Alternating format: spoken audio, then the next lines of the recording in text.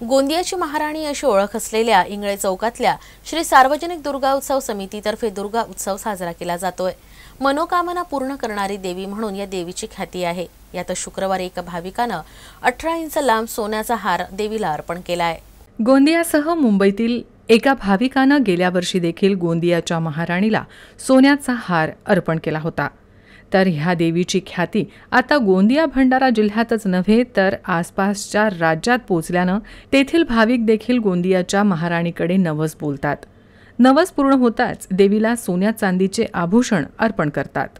मी आणि माझा पूर्ण कुटुंब, माझे मोठे भाऊ, माझी वहिनी यांच्याकडून हे छोटीशी एक भेट माता राणीच्या चरणी अर्पण होती। इथं इंगळे चौकात मागील 56 वर्षापासून ही परंपरा इंगळे फॅमिली यांनी चालवत आणलेली आहे आणि ही अविरत अशीच सुरू राहणार आहे। आणि इंगळे चौकची जी माता राणी आहे त्यांच्याविषयी अशी एक धारणा आहे की इथं आपण जेही मनोकामना आपली इच्छा देवीकडे सांगतो ती नक्कीच पूर्ण होते। त्याचा खूप मोठा उदाहरण मी आपल्या घरीच सांगते। गोंदियाच्या महाराणीचं हे 56वं वर्ष।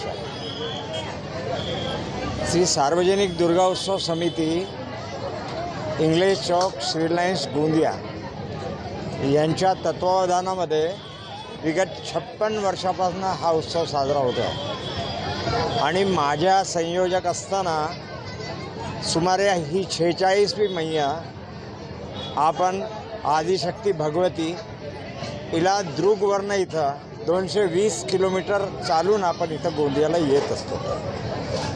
हा आपला जो उत्सव आहे हा कुवारी कन्येचा उत्सव आम्ही साजरा करतो आणि मुलीला घेऊन येतो।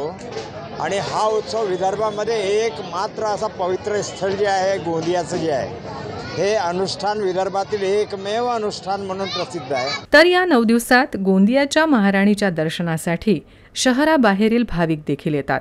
तर भाविकांच्या मनोकामना पूर्ण होत असल्यानं गोंदियाच्या महाराणीची ख्याती आणखीन वाढत चालली आहे, हे विशेष।